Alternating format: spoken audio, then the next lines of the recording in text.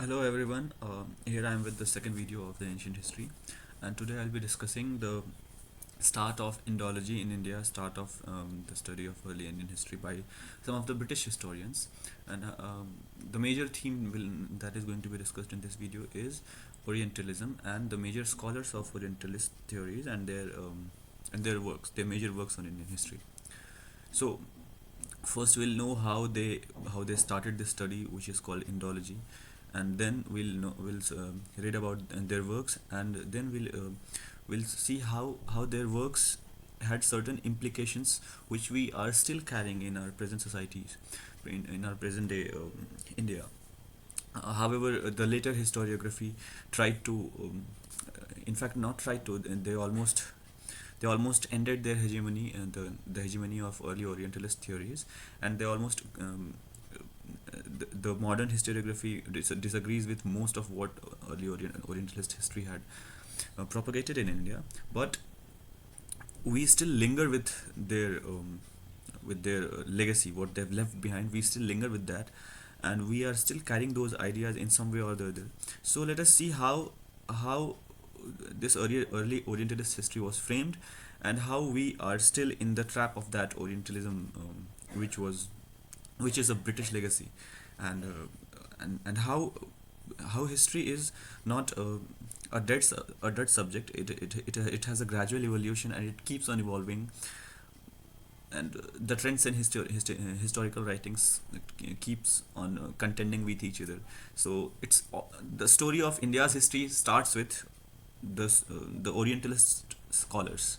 They were the first ones who started it. So let's see how it goes. So the first major contribution of the early Orientalism or early Orientalist historiography is that we see India did not possess a sense of historicity, right? A historical sense for any historical text to come about. The prime test that the text has to go through is the test of historical sense. If you read R.S. Sharma's book, he has given this idea in short there. It's an introductory book, so you'll find things in short. So he has written there that for any book to be called a history book, there has to be a historical sense to it. So India did not possess a historical sense until the modern period, until the modern British period. Why do I say that? Because even though the history of the medieval India for 6 to 700 period of years had been reconstructed by the medieval historians to a bit, but even that reconstruction did not possess any historical sense. It was more of a story. It was more of a ballet. It was more of a fable. History was treated as a collection of fables, and before the medieval period, if we talk about the ancient period,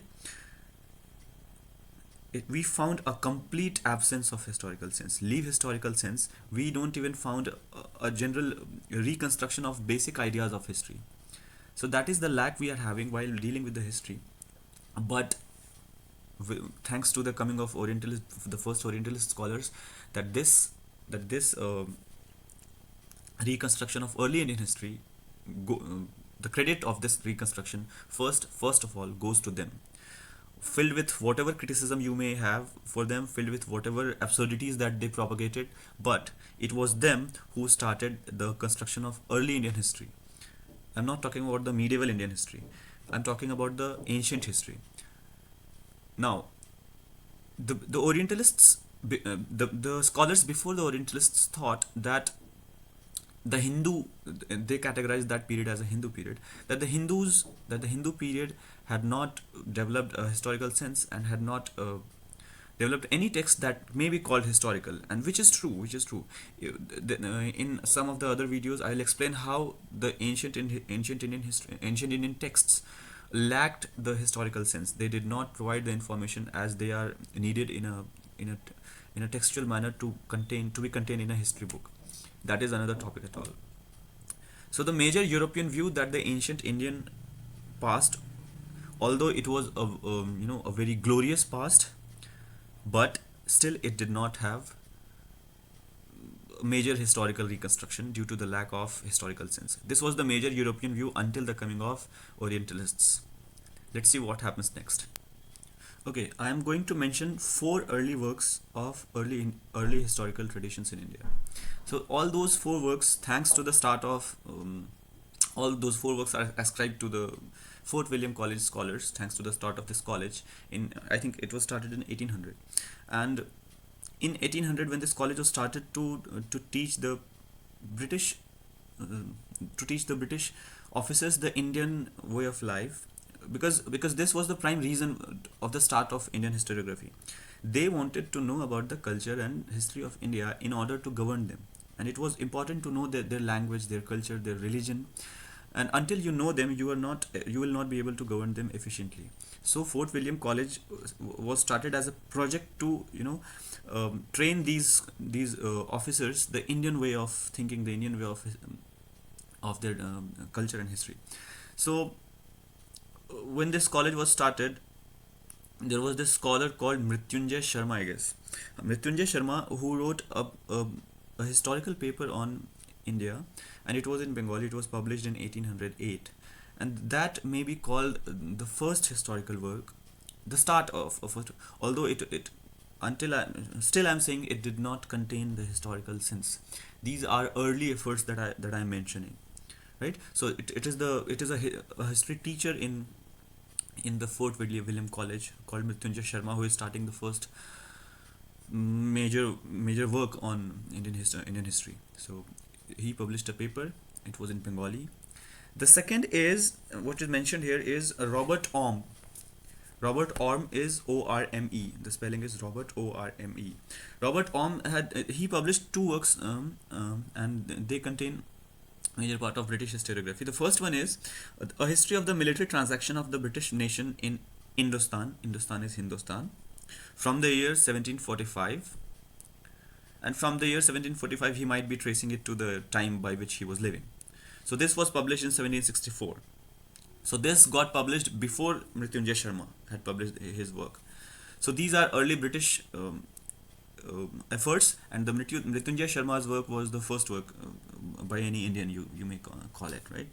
So, and the second work that Robert Orme is publishing is historical fragments of the Mughal Empire, of the late Marathas, and the English concern in the Indostan. And he also wrote a brief outline of Muslim ruling dynasties. Now, that might not be a major work by him, but the earlier mentioned two works were the major ones. The second major scholar of this period was Francis Gladwin, and his work is History of Hindustan, published in 1783. Next is William Robertson. His work is Historical Disquisition concerning the knowledge which the ancients had on India. It's published in 1792, and this is an attempt to gather information on ancient India as preserved in the works of Greeks and Romans and Herodotus and Megasthenes, Pliny and Arrian. So the ancient Greek and Roman historians and geographers had also collected various information about India's culture and history. So their works had been gathered in this book by William Robertson, which is, again I'm reading it, Historical Disquisition concerning the knowledge which the ancients had of India.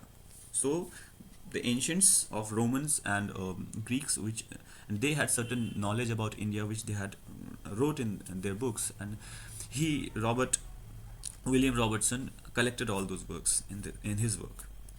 So these are early British, what you may call it, they are early British efforts to draw something out of ancient Indian history. Now, by this time, again I'm saying, the first is India does not know. You might be surprised to know, but by this time India does not know anything about Harappan culture. By this time India does not know anything that about King Ashoka. There had been some vague ideas about Ashoka before this, that there was some king called Ashoka who had done such works, but there was not major reconstruction of his history. Leave Ashoka, India had not yet been able to establish the genealogies of its ancient Indian major kings, like the Nanda dynasties, like the Mauryan dynasty. So until the Orientalists arrived, these three things could not be uh, captured in the Indian history. So the India of this time that I'm talking about does not know anything about most of its ancient Indian history. And look at the world we are living in now. Now we know most of it because this historical endeavor is going on and going on, and it's not stopping. Major major works are contending each others have been published and are yet to be published. Who knows? So we may find some other cultures dating prior to Harappan civilization someday. Who knows? We may find some major cultures which have not yet been discovered between these major civilizations. So the continuing work is very much in progress, and is surprising how new theories are being added up, and how this 70 years of progress in Indian historical writing after independence has also given so much to Indian history. That will be discussed later on. So now we come to the early Orientalist reconstruction of the Hindu classical age that they termed it. And so the Orientalism, in a way or other, believed in the classical Enlightenment theory that the differences between the European culture and Asian culture have not to be the differences between the people, the differences between these races, the European race and the Asian race, is not has not to be seen in their ways of life, is not explained in their nature, which is very constant and universal, but it is to be explained in their cultures and their customs. The way they follow their customs has to be examined in order to study the differences between these races, the European race and the Asian race. So the Orientalists were subscribing to this classical enlightenment view. Also, when these Orientalist scholars started reading about Indian history, that time period coincided with the time period in Europe, which was the which saw the start of scientific rediscovery of past, scientific reconstruction of past. So for the first time, India's history is going to be scientifically studied.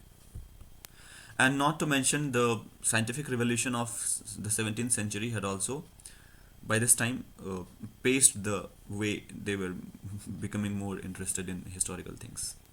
Now, there are early Indological efforts in India even before William Jones. So William Jones is classically starting the Orientalist period in India, but there are three or four major works in Indology which is done before William Jones. Now, before we get to it, let's know what is Indology. It is the scientific study of the culture of India, in simple words, right? It is scientific study of data relating to Indian history. I'm reading the words as I mentioned in this book, Indian history and culture. A study in which little emphasis is laid on the political aspect, right? Now, when we trace Indology, we see the Jesuits missions had started the Indological quests much before the coming of British as rulers. But the difference that we see in the major Jesuit missions and these British scholars is that Jesuits focused more on the religious aspects, and the British scholars for the first time started a scientific study. So I'm mentioning the four works before William Jones. The first is by Francis Gladwin. Okay, these are four early British Orientalists. So Francis Gladwin's work is Institutes of Emperor Akbar. Right. Next is Nathaniel Hallhead. Hallhead's work is Gento Laws. The second work is A Grammar of the Bengal Language. Third scholar is Charles Wilkins, who came in India in 1770, and he was fascinated by Sanskrit. And the next scholar is no works are mentioned here, so I'm not mentioning any works of Charles Wilkins. Next is Jonathan Duncan, a famous name. So Jonathan Duncan is serving in India from 1772 to 1811, and he was an avid scholar, and he was an able administrator also. You see, most of these scholars were British administrators, and the British by willingly promoted the study of Indian languages, because in order to administer people, the language proficiency was the most needed, right? So, for instance, take Warren Hastings. Warren Hastings is said to have mastered many languages. He was a proficient scholar of Sanskrit. He had been reading manuscripts, and he had been taking inspirations from the texts like Bhagavad Gita, and so he also promoted the study of various languages among his own officers. So the study of various languages was the most coveted things for these early British administrators, because without that there was no possibility of even thinking of ruling India, right? So they encouraged Indology to the sense to the extent that they fought for the promotion of Indology even in the Supreme Councils whenever they debated with their seniors. They fought for the promotion of Indology there. Okay, I mentioned a scholar called Charles Wilkins. I did not mention any book written by him, but a major achievement is ascribed to him, which is he is ascribed to have been translated Bhagavad Gita into English, which is the first major translation of any Sanskrit book in India into English. So that is a major achievement. Okay, now let us come to the very famous William Jones. The time period that Jones is living in is 1746 to 1794, right?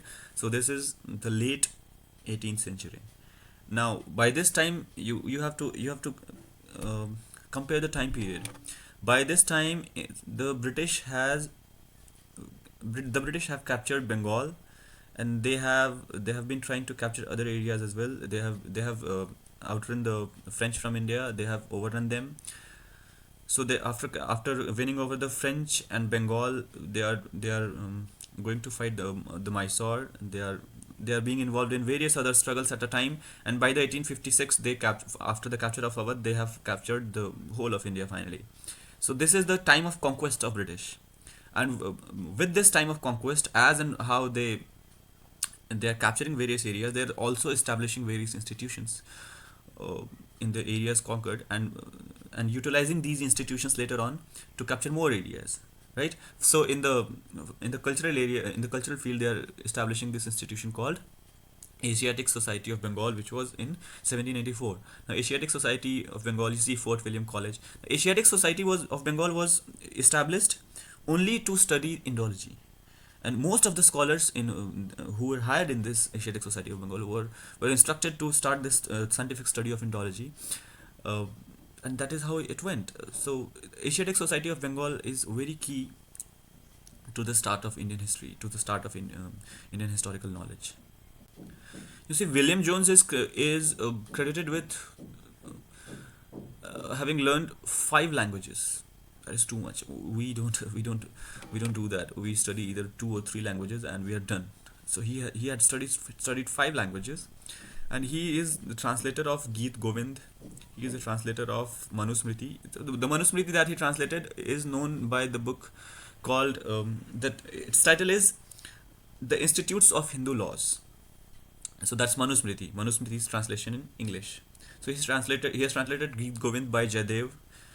Geet Govind is the same book that is that brought up the idea of Radha in Indian cultural tradition. Before the book Geet Govind by Jayadev, this Radha's character was never there in the Indian mythology. जो भी कृष्णा के बारे में stories हैं. Now he is also credited with the translation of Shakuntala. So Avigyan Shakuntalam, that is the Shakuntala, I guess it is being referred to here. Now let us focus on what are the discoveries that William Jones is coming through in his work to reconstruct the Indian history. The first one is the study of Indo-European languages. The first major discovery that he is ascribed to that is how he correlated the Indian languages with the European languages, and he made this discovery that was in 1786. So he announced for the first time that the origin of the Indo-European family is common, right? Now, what I mean when I say Indo-European family ascribes to all those languages spoken, okay, spoken in India and Europe and in many other parts. For instance, we say that Sanskrit and we know that Rig Veda and Avesta is a text written in the time when the Rig Veda is being written. They both are compiled almost at the same time period. So we know that there are similarities between Rig Veda and Avesta. So there must have been common links to all these languages, and there must have been common origins from where they developed, and they migrated to various other parts as the people migrated. So when we say that Aryans migrated to India, we know that Avestan knowledge is related to Aryan knowledge, the knowledge of the early Rigvedic people. So this is what he's first coming up with. He is saying, William Jones is saying that the languages like Old Persian, Greek, and Latin, these are all related to each other, even Sanskrit. So they are all cousins, and they have a common origin, and they are a part of Indo-European family. And to validate his claim that they are a family of languages, to validate this claim, he is comparing the words between these languages in these languages, which are very similar in connotation, in meaning, right? So he compared the words. For example, I mentioned in one of the earlier videos that Avestan words were very much same to the Rigvedic words. The only difference was H and S. So in Avesta, where there is S, there is H in sorry in Avesta where there is H, there is S in Rigveda. So for example, dasas, there is a word called das in Rigved, will be called daha in Avesta, right? So dasyu in Rigveda will be called dahyu in Avesta. So in the same way, William Jones will William Jones established similarities between words of these European languages, and he propagated this theory that they have a common origin. So this is the first major discovery that he's making. The second major discovery that he's making is that of Aryan race. So he propagated that since these languages are from a single root, from a single family, that must mean that they all may be ascribed to a single race also, which is the Aryan race, which used to live in Central Asia. So first is the theory of languages, the second is the theory of race. Now I consider his third discovery the most important in reconstruction of Indian history, because this racial and language discovery, it got validated by the other studies of later times also. But the third discovery that he made was path breaking in Indian history, and that was the discovery of this king called Chandragupta Maurya. And by this discovery, he was finally able to establish the chronological layer of various dynasties that ruled in ancient India. And the basic Puranic knowledge that ascribes this um, genealogical study got advanced to Indian people for the first time. And this was, for instance, this whole genealogical layers of Indian history is built upon the knowledge gained from Puranas, right? And so let's see how he does that, how he discovers Chandragupta Maurya's name, and how he starts a new phase in Indian history. So in the history, in the classical sources of Indian history, it is mentioned that a ruler named Sandrocotus ruled a name called Parsi, a region called Parsi, whose capital used to be Patliputra. So this is how things are mentioned in Greek sources, classical Greek sources. For the first time, William Jones referred to the murder of this Nanda king, and the usurpation of power by the king called Chandragupta Maurya, and he identified this Sandrakota with Chandragupta Maurya. And this started a whole new debate in Indian history, and based on this, the construction of earlier genealogies of Indian rulers could be made, and their dynasties could be identified, right? So he also identified this Greek Patliputra with Indian Patliputra, which is the modern Patna, and he also mentions this connection between the Greek Seleucus Nicator with the Indian Chandragupta Maurya. So this connection is also a major discovery, because it is evident now that these two cultures were not distant; they were connected. They were exchanging embassies, and this connection played an anchor role in reconstruction of history of that period, because most of the history of that period is constructed based on the sources of Greeks like Megasthenes, like Arian, like Pliny. So this started a whole new level of Indological studies. Now, after William Jones, the study of Indian history advanced in two major ways. First was the critical study of Indian historical texts. The ancient Indian texts were studied critically after this. The first way was this, and the second way was the start of archaeological study and the study of coins and inscriptions. Okay, so these are the two major features how the Indian history is going to be studied after the death of William Jones. So this part will be covered later on in this. There are major scholars to be coming, like Alexander Cunningham, like Max Muller, okay, like Elphinstone. Then we'll move to evangelical period, and then the Orientalists like James Mill.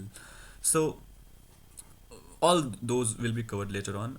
We stop this video till William Jones, so because he is the starter of this Orientalist period, and and the implications of Orientalist studies will also be covered in one of the videos. I'll make a different video for that, because that is another topic in all, because Orientalist history gave us something which was utilized by later historians, especially the nationalist historians, and even communalism in India is ascribed to the major contributions that the early Orientalists made about Indian history.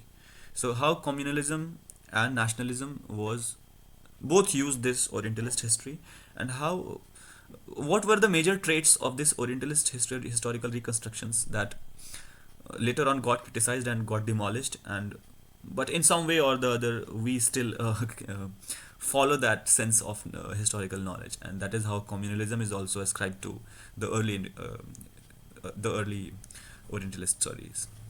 Thank you so much. I hope you enjoy the video.